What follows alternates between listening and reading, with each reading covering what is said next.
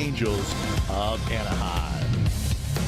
Hi again, everybody, and welcome to the Oakland A's telecast here on NBC Sports California, and we are excited to get this season going. Broadcast partners Ray Fosse, Dallas Braden, as always. We are ready to roll, and you know what? The players as well. They're ready to embark on a season that, well, it's not going to be like any other season they've ever played in, but as us broadcasters, it's going to be the same thing. We are ready to roll also. Let's start with Ray Fosse. Ray, this team, a very talented A's team, has a chance to do a lot of damage in a short 60-game schedule. And Kite, you're exactly right. Whether it be 162, which would have been a normal season, or the 60 that is planned to be played, this club is very good. They have the pitching, they have the bullpen, they have the defense, they have the offense. It's a complete club, and I think the biggest thing is get off to a good start and not have pressure on themselves.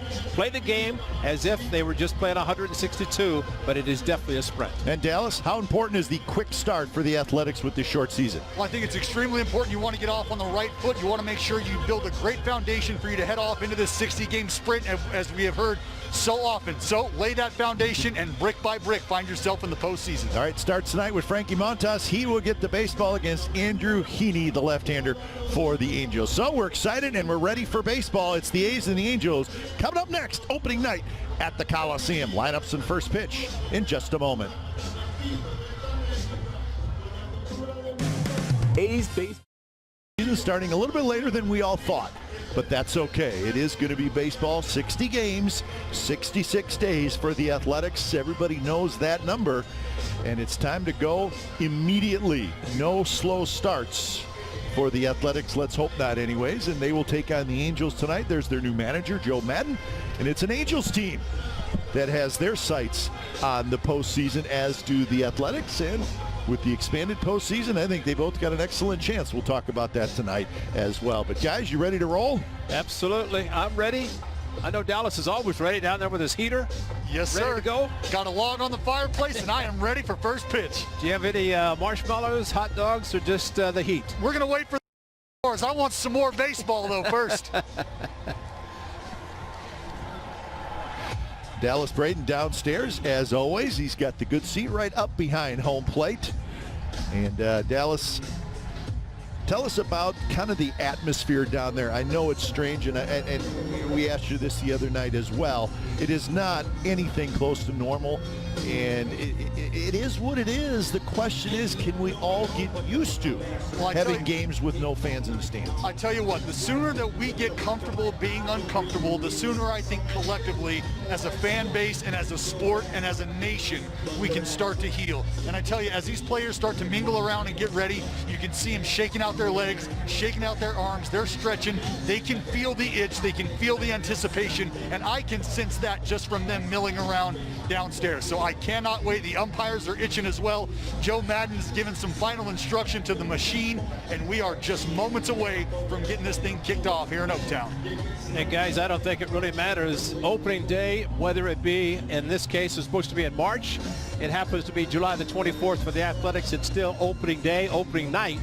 And I think that's the most important thing, and that's where the jitters are, and that's where it begins. It's just a little bit different knowing that you're not going to play 102 games that you normally would be playing. Instead, it's going to be 60. Well, this is the 53rd season of Oakland A's baseball.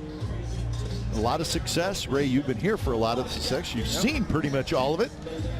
And this A's team coming off a 97-win season last year and a 97 season win 2 years ago. It is a talented group. They now have a pretty good idea how to win, and their goal now is to overtake the Houston Astros in the division. It's pretty simple. Not simple to do, but that is simply the goal. I'm for real here in 2020. Well, the date is July 24th. So let's take a look at the starting lineup for the Los Angeles Angels of Anaheim. And it's a good one. Fletcher, tough out, leads things off. Then Trout, Ohtani, and Upton. La Stella was an all-star last year. Pujols, we know all about him. Castro, a new Angel. Simmons, and Goodwin. That's the starting lineup for the Angels tonight. And for Frankie Montas last September against these Angels, and tonight's starting pitcher Andrew Heaney, he started for the Angels in that game. Frankie, with the 80-game suspension last year, came back very strongly in September, and I think he was motivated by that, going into the offseason, and this unfortunate delay for this season began.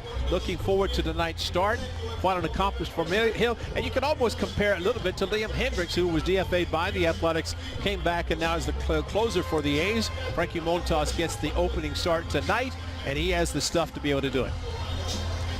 Defensively for the Athletics, they'll have Mark Canna in left, Ramon Laureano in center, and Stephen Piscotti in right. Terrific infield of Chapman at third, Simeon at short, Chad Pinder at second, Matt Olson at first, and the rookie Sean Murphy is your catcher.